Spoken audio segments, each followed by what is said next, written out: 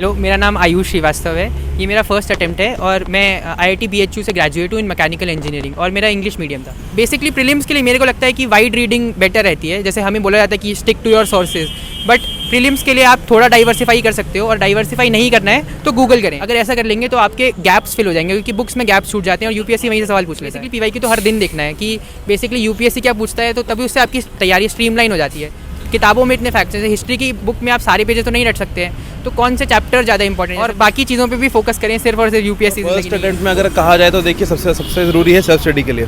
Self study मैंने नहीं की थी, ज़्यादा मैंने लाइक किया था यूट्यूब के वीडियोस के ऊपर लाइक किया, बुक्स के ऊपर लाइक किया। ऑल ओवर अच्छा था, बोर्ड मेंबर्स काफ़ी अच्छे थे, सपोर्टिव मेंबर्स हैं काफ़ी। कहीं पे बीच में हल्का सा भी कुछ गैप आता है फिर रुकता है बंदा, तो वो बड़े इजीली अच्छे से काम करता है बंदे को। जैसे कि मेरा एक क्वेश्चन था भी, एक मेरे सर्विस प्रेफरेंस को लेके था मेरा, तो उससे मुझे एक पॉज भी मिला था, तो उन्होंने बल्कि थोड़ा काम किया था, चाय वगैरह ही पूछते, मतलब पानी वगैरह है, नॉर्मल ठीक रहता है। हेलो नमस्कार साथियों, आज हमारे साथ सर हैं जो अभी इंटरव्यू देकर आए हैं। सर सबसे पहले तो अपना एजुकेशनल बैकग्राउंड, अटेम्प्ट और ऑप्शनल और मीडियम। हेलो, मेरा नाम आयुष श्रीवास्तव है। ये मेरा फर्स्ट अटेम्प्ट है और मैं IIT BHU से ग्रेजुएट हूँ इन मैकेनिकल इंजीनियरिंग और मेरा इंग्लिश मीडियम था। इंग्लिश मीडियम था। और आपका ऑप्शनल? एंथ्रोपोलॉजी। एंथ्रोपोलॉजी जाते हैं। आपका ये फर्स्ट अटेम्प्ट है। फर्स्ट अटेम्प्ट के अंदर आपने प्रीलिम्स की है और उसके बाद मेंस और आज इंटरव्यू दे रहे हैं। प्रीलिम्स बहुत टफ होता जा रहा है, तो इसके लिए आपकी क्या स्ट्रेटजी रही प्रीलिम्स के लिए? प्रीलिम्स के लिए यही स्ट्रैटेजी है कि आप बेसिक्स करके रखिए और मतलब सिंपल चीज़ें गलत नहीं करनी है और कुछ मुश्किल सवाल भी सही कर देने हैं। तो बेसिक बात है कि सिंपल चीज़ें जैसे पॉलिटी, इकोनॉमी, ज्योग्राफी, ये सब गलत नहीं करना चाहिए। और जो मुश्किल टॉपिक्स हैं जैसे साइंस एंड टेक्नोलॉजी, एनवायरनमेंट और आर्ट एंड कल्चर, इसके कुछ भी सवाल सही कर दोगे तो आप कट ऑफ से ऊपर चल जाओगे। फिल्म्स का यही स्ट्रैटेजी रहती है। मतलब इनके लिए आपने स्टैंडर्ड बुक्स फॉलो की, कोचिंग ली, क्या किया? मतलब कोचिंग तो मैंने नहीं करी है, लेकिन हाँ स्टैंडर्ड बुक्स ही फॉलो करी। बेसिकली प्रीलिम्स के लिए मेरे को लगता है कि वाइड रीडिंग बेटर रहती है। जैसे हमें बोला जाता है कि stick to your sources, but prelims के लिए आप थोड़ा डाइवर्सिफाई कर सकते हो और डाइवर्सिफाई नहीं करना है तो गूगल करें। जैसे कि आपको लगता है कि आपको स्पेक्ट्रम के अंदर कोई फैक्ट नहीं आ रहा है, तो उसको गूगल कर लें कि पूरा इसका बैकग्राउंड क्या है। अगर ऐसा कर लेंगे तो आपके गैप्स फिल हो जाएंगे, क्योंकि बुक्स में गैप्स छूट जाते हैं और यूपीएससी वहीं से सवाल पूछ लेता है। तो इसके लिए आपने NCERT पढ़ी होगी? हाँ, NCERT बेसिकली 11th और 12th की तो करनी चाहिए। 6 to 10th आप कर सकते हैं अगर 11th और 12th की समझ में ना आ रही हो, लेकिन NCERT is a good book, so they should be followed. अच्छा, तो मतलब कि एक शुरुआती जो स्टूडेंट है जो भी ग्रेजुएशन कर रहा है, उससे मतलब शुरुआत NCERT से ही करनी चाहिए? ये डिपेंड करता है कि आपका बैकग्राउंड और आपका वो कैसे, मतलब बेसिक नॉलेज कैसी है। जैसे मैंने जब शुरू किया था मुझे कुछ नहीं आता था, तो मेरे को तो NCERT से ही शुरू करना पड़ा, क्योंकि बेस बनाना होता है। अगर आप आर्ट्स के स्टूडेंट ऑलरेडी हैं तो आपको अगर बेस बना हुआ है तो you can directly go to Laxmikanth और अदर टफ बुक्स। मतलब कि टॉपर्स कहते हैं कि सबसे पहले PYQ हुए या फिर जो टॉपर्स के कॉपीज़ हुई, उनका एनालिसिस करके और उसके बाद स्टार्ट कीजिए। तो कई स्टूडेंट है वो लेके बैठ जाते हैं वैसे रटा लगाने, तो उसका कैसे सही ढंग से उपयोग किया जाए? नहीं, बात तो सही है। सबसे पहले आपको PYQ से ही शुरू करना है, चाहे आपको कुछ आता हो या नहीं आता हो। आपको PYQ सारे के सारे बैठ के मतलब आंसर तो पढ़नी है कि होता क्या है, पूछ क्या रहा है यूपीएससी। जब एक बार आपने ये कर लिया, फिर आप शिफ्ट करिए अपनी बुक्स पे और बुक्स को पढ़ के फिर PYQ पे आइए कि क्या मैंने पढ़ के कुछ ये सॉल्व कर भी पाऊंगा कि नहीं। तो दोनों टाइम आपको PYQ देखना है। बेसिकली PYQ तो हर दिन देखना है कि बेसिकली यूपीएससी क्या पूछता है, तो तभी उससे आपकी तैयारी स्ट्रीमलाइन हो जाती है कि ये तो मुझे नहीं पढ़ना है, क्योंकि न्यूज़पेपर के अंदर इतने फैक्ट्स आते हैं, किताबों में इतने फैक्ट्स हैं। जैसे हिस्ट्री की बुक में आप सारे पेजेस तो नहीं रट सकते हैं, तो कौन से चैप्टर ज़्यादा इंपॉर्टेंट है, जैसे बुद्धिज़्म, जैनिज़्म ज़्यादा इंपॉर्टेंट चैप्टर है, या फिर आप आर्किटेक्चर ज़्यादा इंपॉर्टेंट है, तो आप उन पे फोकस करें, ना कि डांसेस पे और म्यूज़िक पे जो पूछा ही नहीं जाता। अच्छा, मतलब कि हिस्ट्री का कुछ पोर्शन है वो छोड़ना भी चाहिए, जो कम से कम पूछा जाता है उसको प्रायोरिटाइज़ करना सबसे ज़रूरी है। आप अपने टाइम से बांटिए कि मेरे को 20 दिन मिल रहे हैं हिस्ट्री के लिए, तो उसमें सबसे ज़्यादा पूछा जा रहा है 4 टॉपिक, तो उसको मैं 15 दिन या कितने भी दिन लग जाएँ उसको तो मैं ऐसा करूँगा कि उसमें गलत नहीं होना चाहिए। अब अगर 4 ही दिन बचे हैं और आपके पास बस 20 टॉपिक बच गए, तो जो भी हो सकता है उतने में बेस्ट पॉसिबल करेंगे। अच्छा, GS4 का पेपर एथिक्स का इस बार बहुत लेंदी था, तो उसको आपने कैसे कंप्लीट किया? पता नहीं, मतलब लेंदी तो था, लेकिन यही होता है कि अगर आपकी केस स्टडी लिखने की प्रैक्टिस है ना, और केस स्टडी में मैं केस स्टडी से स्टार्ट किया था, तो अगर वो आप उसमें टाइम देखते रहना होता है कि 16 मिनट्स पर केस स्टडी, 16 मिनट्स होते ही आप शिफ्ट करें कि आप कंक्लूड करें और शिफ्ट कर जाएं। और जो एथिक्स के उस साइड वाले जो क्वेश्चन थे वो भी थोड़े ट्रिकी थे इस बार, क्योंकि उसमें एडमिनिस्ट्रेटिव एथिक्स ज़्यादा आया था, तो सोचने में टाइम लग रहा था। लेकिन बेसिकली मेरा तो यही एम था कि आप सारे के सारे क्वेश्चंस कंप्लीट करने हैं और उसको मतलब फुलफिल करना है, उनकी डिमांड ऑफ द क्वेश्चंस को, भले ही आप वैल्यू एडिशन उतना ज़्यादा नहीं कर पा रहे हो। अच्छा, नोट मेकिंग पर यदि बात आती है, नोट मेकिंग बहुत बड़ी इम्पोर्टेंट रोल निभाती है। तो नोट्स आपने कैसे बनाए?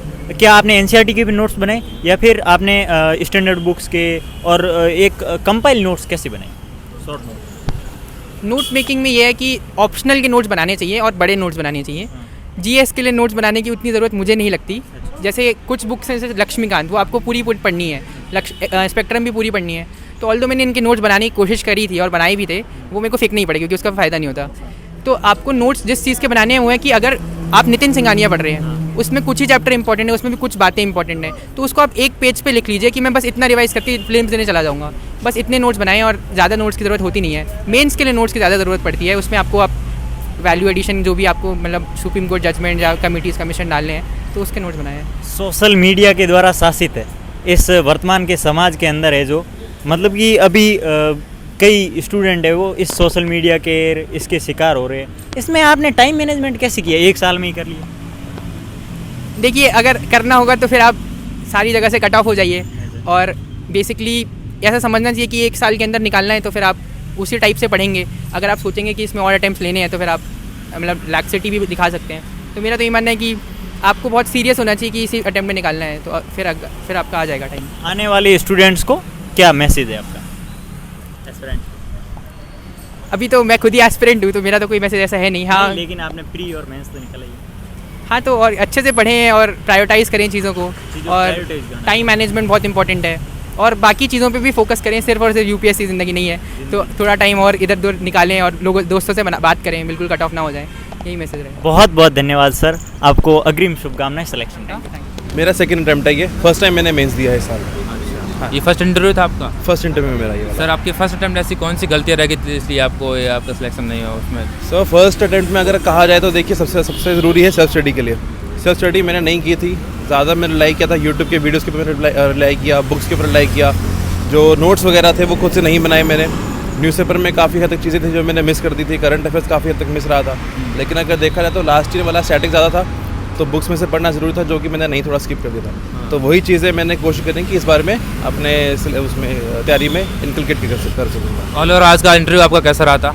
ऑल ओवर अच्छा था, बोर्ड मेंबर्स काफ़ी अच्छे थे, सपोर्टिव मेंबर्स हैं काफ़ी। कहीं पे बीच में हल्का सा भी कुछ गैप आता है, फिर रुकता है बंदा, तो वो बड़े इजीली अच्छे से काम करता है बंदे को। जैसे कि मेरा एक क्वेश्चन था भी, एक मेरे सर्विस प्रेफरेंस को लेके था मेरा, तो उससे मुझे एक पॉज भी मिला था, तो उन्होंने बल्कि थोड़ा काम किया था, चाय वगैरह भी पूछते, मतलब पानी वगैरह ऐसे नॉर्मल ठीक रहता है। आपको किस टाइप के क्वेश्चन पूछे गए ज़्यादा इंटरव्यू में? तो देखिए, इंटरव्यू में क्वेश्चन बेसिकली मिक्स रहते हैं, करंट अफेयर्स भी रहता है, आपकी जो डिटेल एप्लीकेशन फॉर्म होता है उसमें से भी क्वेश्चन पूछे जाते हैं, आपकी पर्सनैलिटी वाइज। तो बेसिकली पर्सनैलिटी को वहाँ पे लिया रहता है। आपके करंट अफेयर्स से क्वेश्चन थे, जैसे कि G20 के कुछ क्वेश्चन आ रहते थे। बाकी यूक्रेन वॉर के ऊपर एक आधा क्वेश्चन पूछा था मेरे से।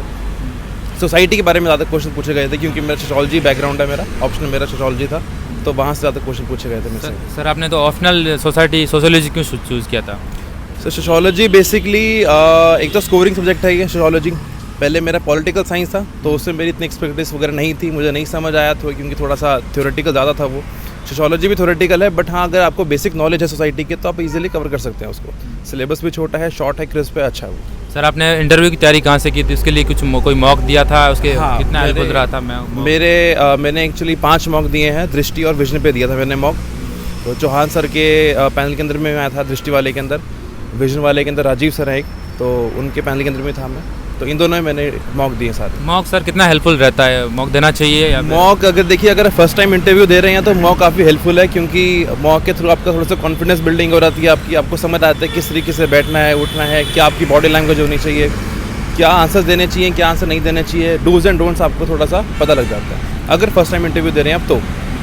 सर, प्रीलिम्स और मेंस और इंटरव्यू तीनों की बात की, ऐसा कौन सा फेज है सबसे टफेस्ट होता माना जाता है, उसके लिए ज़्यादा फोकस करनी पड़ता है? देखिए, अगर आप बिगनर की तरह अगर देखा जाए तो प्रीलिम्स थोड़ा टफ है, क्योंकि MCQ टाइप क्वेश्चंस होते हैं, बहुत क्लोज नीट क्वेश्चंस होते हैं, आपको बेस्ट आउट ऑफ निकालना था सारे क्वेश्चन में से, तो वो थोड़ा डिफिकल्ट रहता है। लेकिन अगर आप कहें कि अगर आपने 2-3 बारी दे चुके हैं पेपर, तो मेंस एक काफ़ी गेम चेंजिंग पोजीशन होती है वहाँ पे, क्योंकि इंटरव्यू के अंदर आपका सिर्फ रैंक डिटर्मिन करता है, मेंस के अंदर आपके मेन मार्क्स जुड़ते हैं।